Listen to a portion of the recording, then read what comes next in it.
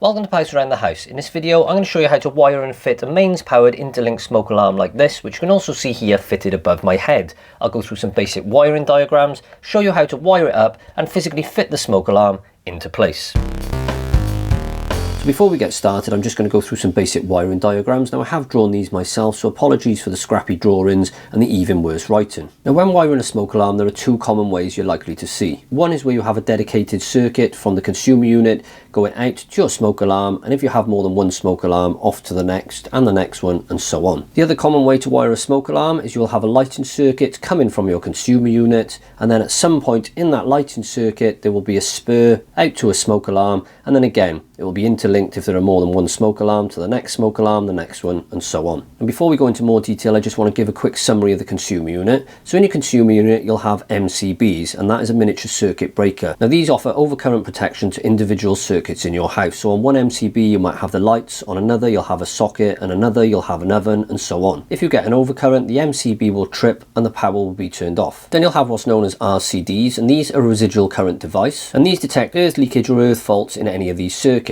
If one is detected, the RCD will trip, it will wipe out the power to all the MCBs it is protecting. Then finally you may have an RCBO, and this is a residual current circuit breaker with overcurrent protection, which put simply is an RCD and an MCB all in one. So with an RCBO, if it detects an overcurrent or an earth fault, it will trip. So back to the wiring. Now with lighting circuits and smoke alarms, we use either 1mm or 1.5mm cable. This will be protected by either a 6A MCB or a 6A RCBO. And in this first scenario, where we've got a dedicated circuit coming from an RCBO, it will come out to the consumer unit through what's known as twin and earth cable. And with twin and earth cable, we have three wires. We'll have a brown wire, which is used as the live. We'll have a blue wire, which we use as the neutral, and a bare wire, which we sleeve with some earth sleeve, and that will be used for the earth or the CPC. This will be wired into the first smoke alarm in the system. If we then want a second smoke alarm or any more, we will then use 3-core and earth cable. A 3-core and earth cable is 4 wires. We'll have one brown wire, which is used as the live. We'll have one blue wire, which is used as the neutral. We'll have the bare wire, again, which is used as the earth. And then we'll have a black wire,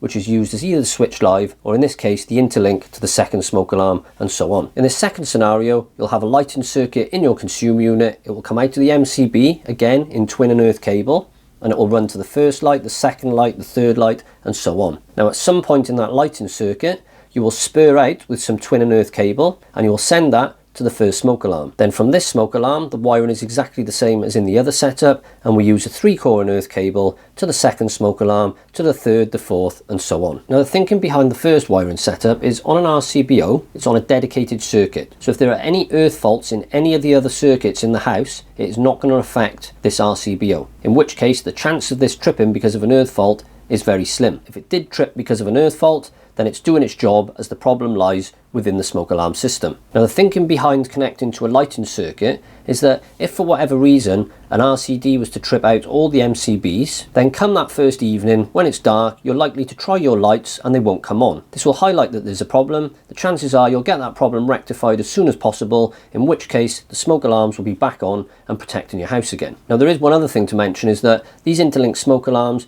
do have battery power backup, and that will keep the smoke alarm running for a short period of time until the mains power supply is back on. They also make a quiet intermittent beeping sound, just to highlight to you that the mains power is turned off and it needs rectifying. So before we take a closer look at the wiring, just to point out that any wiring that predates 2004 will be different colours to the modern wiring. So I put a quick table below as a key so you can tell the difference and refer back to it throughout the video. So taking a closer look at the wiring, I've done the two scenarios here, one using the RCBO and one coming from a lighting circuit. Now in the case of the RCBO, the power comes directly from the RCBO in the consumer unit down the twin and earth cable and to these connector blocks here, which I'll explain in a minute. In the lighting scenario, the power comes along the lighting circuit to the first light in the circuit and then back out to the next light in the circuit. Now I've oversimplified this connector block, but it's what you're essentially looking to do is take a permanent live, a neutral and an earth from somewhere in the lighting circuit. Once you've got that, you use another length of twin and earth cable connecting into here to the live, the neutral and the earth.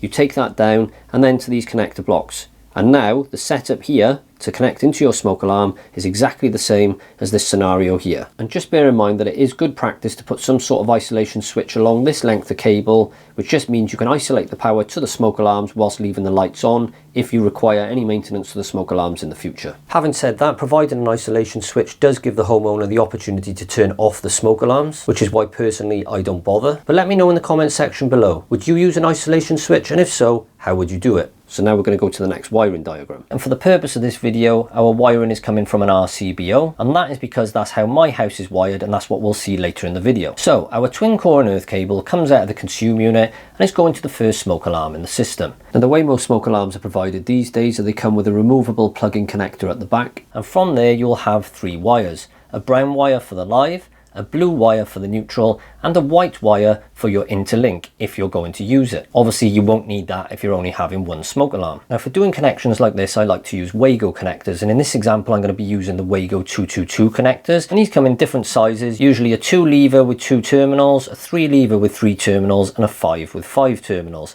For this video we only need the 3s and the 2s, and I find this a very simple way to make the connections, and if you are interested in any of the products or tools I use in this video, I will put links to those in the description section below. So first of all, we need to strip the end of the twin and earth cable, and this will expose a brown wire we'll use for the live, a blue wire we'll use for the neutral, and a bare copper wire we'll use for the earth. We then place some green and yellow earth sleeve over the bare wire, which is why I've drawn this one green. We take the brown live wire and place it into the first connector block. Then we take the brown live wire from the smoke alarm and place that into the first connector block. We take the blue neutral wire and place that into a separate connector block. And we take the blue neutral wire from the smoke alarm and place that into this connector block. We place the bare earth wire with its green sleeve into a separate connector block. And then finally, with the white interlink wire on the smoke alarm, we can either leave it with the rubber cap on the end as provided, or probably best practice is to also terminate that into another connector block. If you're only using one smoke alarm, then that's your wiring complete. However, if we want to add a second smoke alarm and interlink it,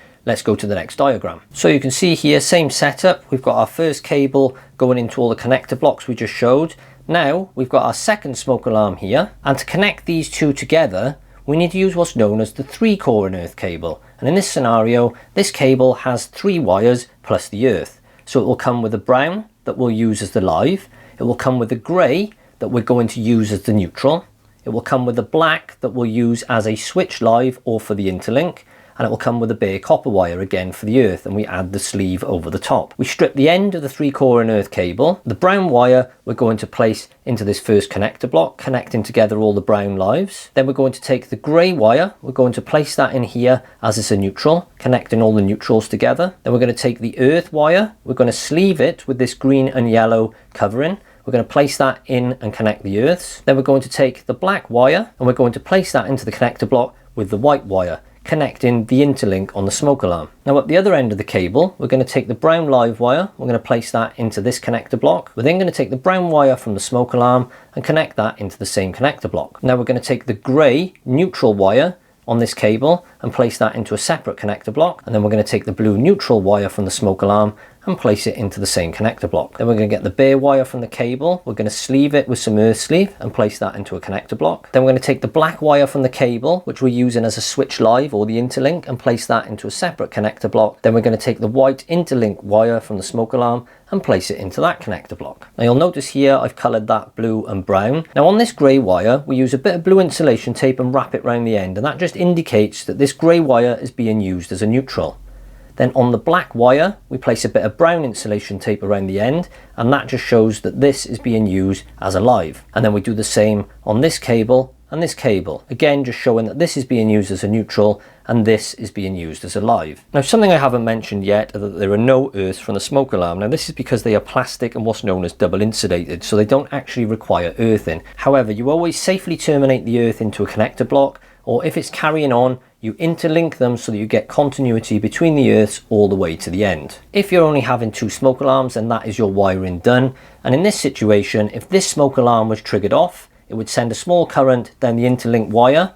It would send it through this cable down here to the other smoke alarm, and it would mean that both smoke alarms would be going off. So if this one was on the ground floor and this was on the first floor, you would be able to hear it on both floors of the house. Now if you wanted a third smoke alarm, for example where you had a loft conversion or a 3-story house, Let's take a look at the next diagram. So if you want a third smoke alarm, guess what? It's exactly the same again. So we get another length of 3/4 earth cable. We strip the ends. We place the brown live wire into this connector block with these 2 brown wires. We place this grey neutral wire into this connector block with the other 2 neutrals. You then sleeve the bare earth wire and you place that into the connector block with the other earth. We take the black interlink wire and place it into the connector block with the other interlink wires. At the other end of the cable, we take the brown live wire and place it into another connector block. We take the brown live wire from the smoke alarm and place it into the same connector. We take the grey neutral wire from the cable, place that into a separate connector block. We then take the blue neutral wire from the smoke alarm and place that into that connector. We take the earth wire and place that into its own connector, and then we then take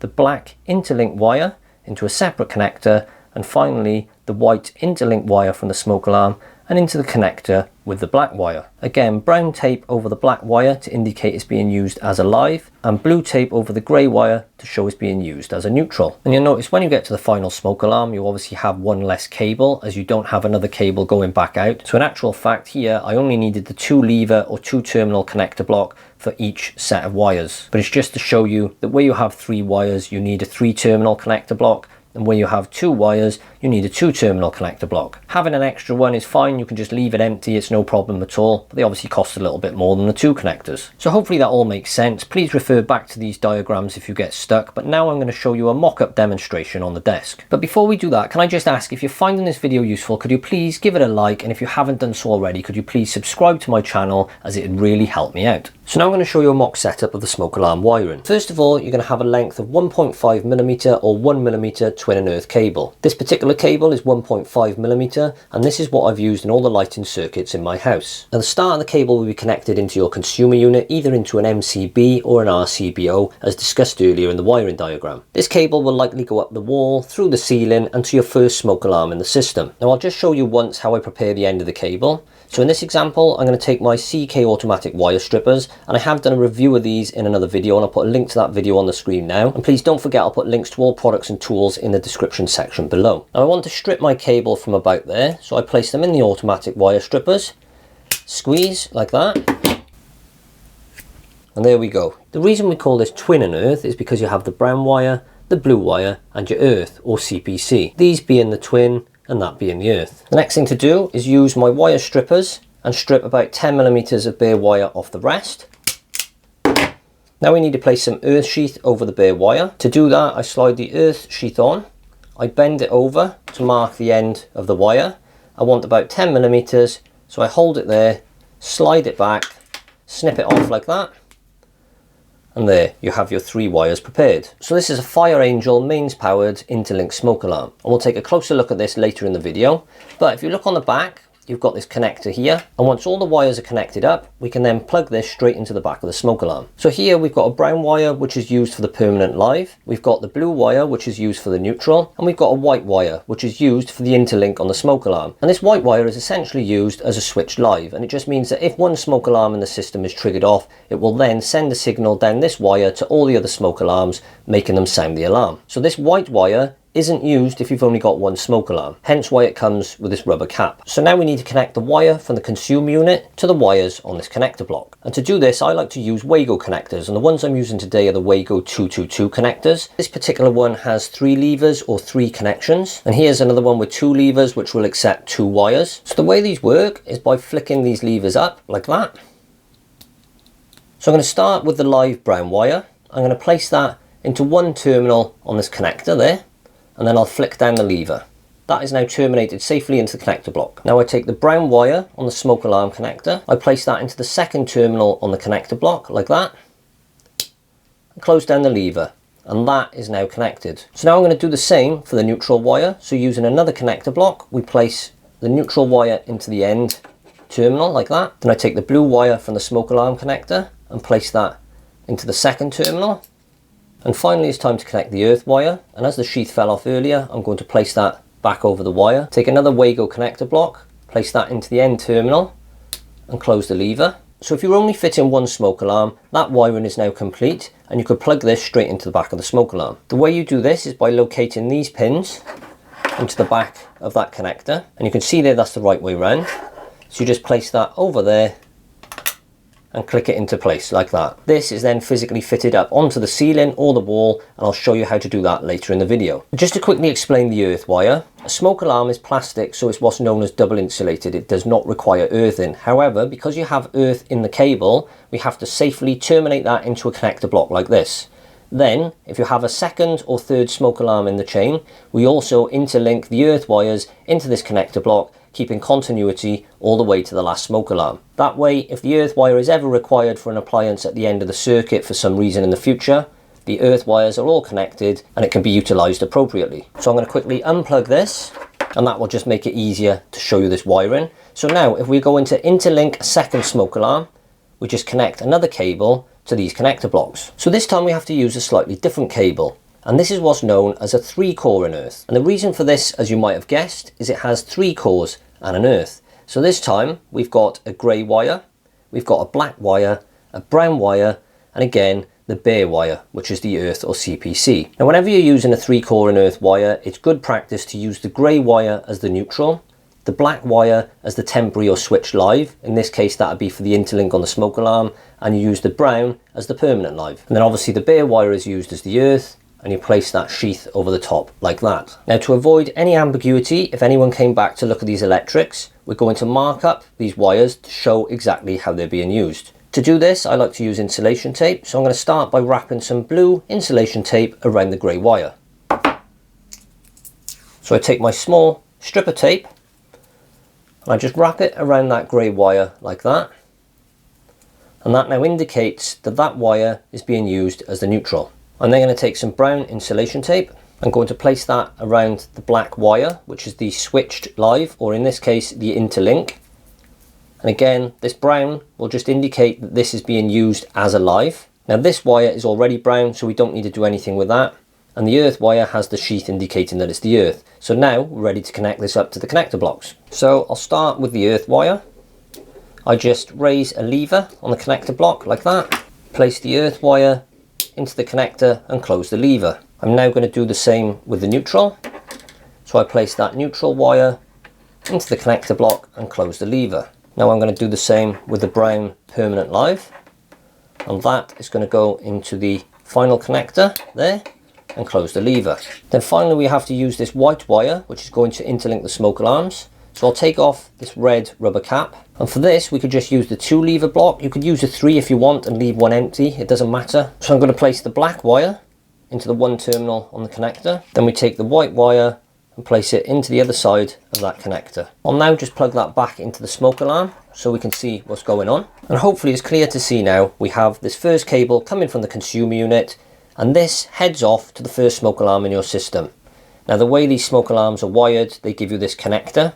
So we connect this cable through the connector blocks into these wires on the smoke alarm, and that connects up this first smoke alarm. If we want to place another smoke alarm in the system, we then need to connect another length of 3-core and earth cable into these connector blocks, which is why you're going to need the 3 lever connectors, as 2 won't be enough. If you want to add a smoke alarm to the end of this cable, you just wire it up in exactly the same way. If you then want to add a third smoke alarm, just remember you will need another length of 3-core and earth cable connecting into this smoke alarm to the next one, and so on. When you come to the very last smoke alarm in the system, obviously you'll have one less set of cables, but we'll see that in a minute when I show you a real life example and physically fit and wire this into the ceiling. So now it's time to physically fit this smoke alarm to the second floor of my house, and as I mentioned earlier, this is part of my loft conversion. So let's take a quick look at the smoke alarm. This one is a Fire Angel mains powered smoke alarm. It comes with this 9-volt battery. It has these wires that use this little plug socket, and that goes into the back of the smoke alarm. And then this cover is just a dust cover that it says to leave on until you're ready to activate the smoke alarm. If I whip this off, just show you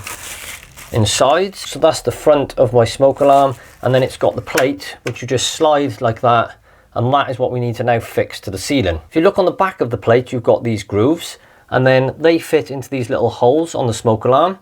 Join them together like that and give it a quick turn, and that will lock it into place. Now on this back plate, you've got these grooves, and they are for your holes or for your screws to go through and hold this in place. So it's up to you where you put them. You only really need 2, one at the bottom, one at the top. And so all I'm going to make sure is when I put this onto the ceiling, that when it is connected with the smoke alarm, where I fix it into place, this sits top and this sits bottom, so that when it sits on the ceiling, it's like that, and it looks nice and sort of even to the eye. I don't want it lopsided like that. So just taking a closer look at where the smoke alarm is going to be fitted. This particular ceiling is plasterboard. It's got PIR insulation board above, and I cut this hole out using a hole saw with my battery powered drill. If you want to see how to use the hole saw to cut a hole like this, I have done a video previously on how to fit downlights. It's an old video, but I'll put a link to that video on the screen now, and I'll put a link to it in the description section below. And because it's plasterboard, I'm just going to use a masonry drill bit, drill 2 holes, add drywall plugs, and then I'm going to screw the plate up to those. And to make sure I get this aligned on the ceiling properly, I'm just taking the top of my smoke alarm there, and at the back I'm just going to put a little mark right at the top, and then I'm going to mark another little mark on my plate, which I can wipe off later. So you can see there now I've lined them both up, and when this is screwed together, this plate wants to sit there for that to be bang on the top, because obviously when you unscrew it like that, it goes slightly off center. So for now, I'm going to put this back in the dust cover and leave it to one side. Something else I want to quickly mention is that this cable coming from the ceiling, I obviously put in there a while ago when I was doing the loft conversion. This is, as we mentioned earlier, the 3-core unearth cable. So we got the brown there, which we're going to use as the permanent live, the black, which we're going to use as the temporary live, or that's going to do the interlinked bit to the smoke alarm. We've got the gray, which I'm going to use as the neutral, and then we got the earth or the CPC. Now these are the Wago 222 connectors. If you want to know more information about those, I've actually done another video on those as well. I'll put a link to that video on the screen now, and I'll put a link to it in the description section below. But these particular ones are just the double connectors. I placed these on to safely terminate the ends of these wires and cables a long time ago when I was doing the loft. I tucked them up in the ceiling, ready for this today. Now I am going to have to cut this cable down to size in a minute, but for now, I'm just going to place these through here just to mark out this plate.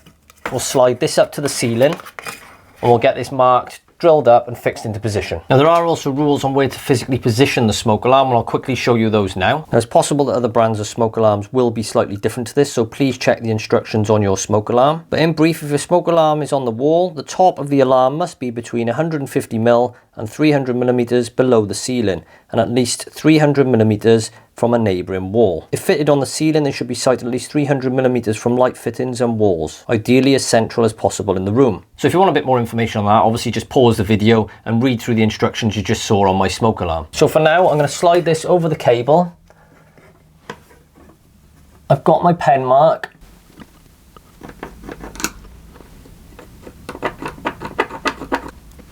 The wall plugs I'm using are these Fisher Duo Power. I've actually done another video on how to use these, and again, I'll put a link to that on the screen now and a link to it in the description section below. So now I'm using a 6mm masonry drill bit in my drill, and I'm just going to drill a hole along the lines that I've just drawn.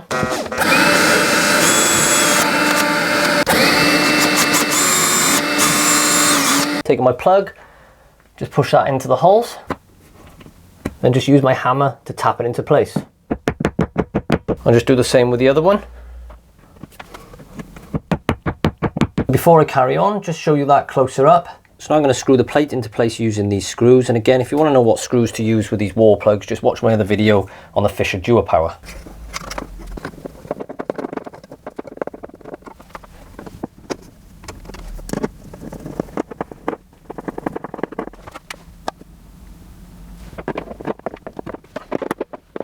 There's a closer look. You've got the screws going up there into the plugs. I just slightly rotated this around until I got it perfectly where I want it.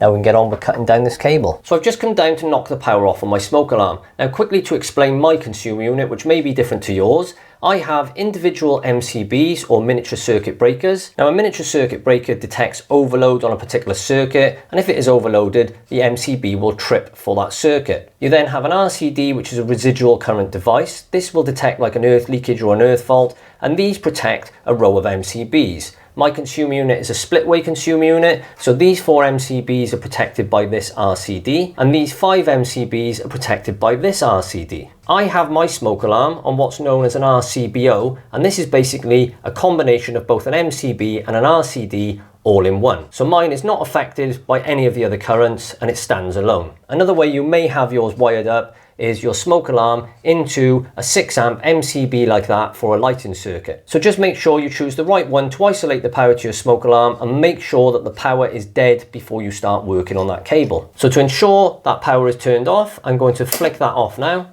and my smoke alarms are now isolated. So with the power switched off, I can cut through this cable. Now I want to leave a little bit of excess there that I can push up into there. It just makes life more easy when you're working on it in the future. We'll have a bit where we've got to strip the wires that we're going to connect to the smoke alarm now, so I'm going to cut it off about by there. Now if your smoke alarm is on, say, a lighting circuit and it is protected by an RCD which is covering a load of other circuits, then when you cut through a cable like this, you're going to go through the earth and neutral at the same time. It will trip your RCD. So if you notice other things go off in the house, you will have to go back down and turn on your RCD, but leave the power off for the circuit that your smoke alarms are on. Well, obviously you're going to get a nasty shock. I'm just going to use my tin snips for this.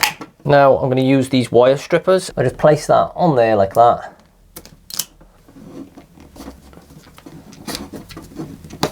Now I'm going to put all the wires back together, place them in my wire stripper, and take off approximately 10 millimeters, which is what's required to go into those Wago connectors. And that didn't quite take enough for some reason off the grey wire, so I'll pop a bit more off there like that. So now I'm just going to pop a little bit of earth sleeve over the top. And again, I'm not zoomed right in on this here, so it's not ideal, but we did see it all earlier. And taking these Wago connectors from the wires earlier, I'm just going to lift the levers up and just disconnect them. Now I'm going to place them onto these wires here.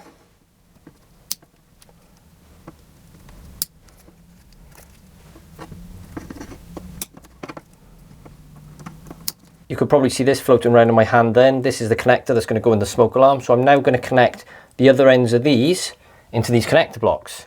Now obviously brown is going to go with my brown up here. That's the permanent live. The blue wire on here is going to go with my grey wire on there, which is the neutral. And the white here is for the interlink transmission between the smoke alarms. So it's a bit like a switch live. That is going to go to my black wire up here. For this white one, it's got this cover over the top, and that's because if you've only got one smoke alarm coming from the consumer unit, then you don't need the interlinked bit. You only need it when you're linking one smoke alarm to the next one and so on. So you would leave that on if you had one smoke alarm. It's only when you use this wire, you obviously take this off and then you can connect it up.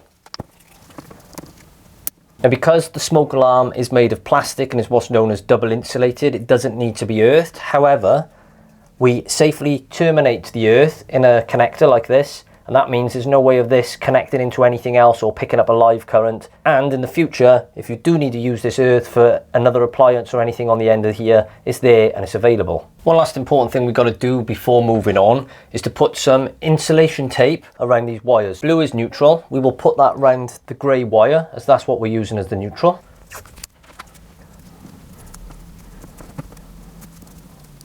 Then we're going to use the brown insulation tape and wrap it round the black wire to indicate that that is acting as a switch live. So taking a closer look at the wiring, we've got the black wire which is acting as a switch live, so I put the brown tape around it, identifying it as a live. We got the grey wire which is acting as the neutral. I put the blue tape around that to identify it as a neutral. And then we got the earth sleeve going over the earth wire, or the CPC. And then all of those connectors are safely isolated in these Wago connectors or joined up together. And then we've got this bit on the end which will just push into the smoke alarm once it's fitted in place. And before we carry on, we need to put the 9-volt battery inside the smoke alarm. So before we do that, we need to unwrap all the cellophane off this battery. Now when you open up the battery compartment, the accessory pack was actually in there, which is 2 wall plugs and 2 small screws. I wasn't using those, so I've used my own. I put those to one side. You can use them if you want. It depends if they're a suitable fix-in or not. Then you'll notice this spring here, this lever, that is to indicate whether there's a battery in it or not. Presumably it won't let it work without this battery in place, because this battery is a backup. It basically means that if your power fails on the main consumer unit, this provides the safety to the smoke alarm for a short period of time, basically allowing you to get the electrics fixed and back on, and it means that this will still be activated. So we need to pull the lever down with the battery, slot that into place like that, and then just close up the door. We need to take a look on the bottom of this connector, because this can only fit in one way. You'll notice the 2 holes there are closer than these 2 there, so you need to turn the smoke alarm around to fit into place like that. Just push down until it clips like that, nice and simple. And now we can start to feed all these cables back up in the ceiling.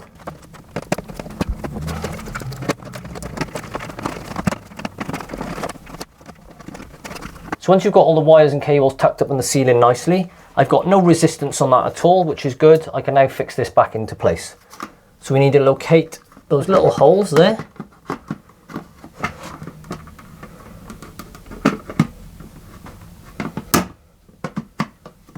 Twist around like that, and we're in. Absolutely perfect. So I just pop back downstairs to turn on the power to my smoke alarms. Then you just need to follow the instructions with your smoke alarm on how to test it and make sure it's activated safely. Now the lighting isn't great in here at the moment, but hopefully you can see there that the green light is on permanently and there is an intermittent flashing light on that. And when I push the test button,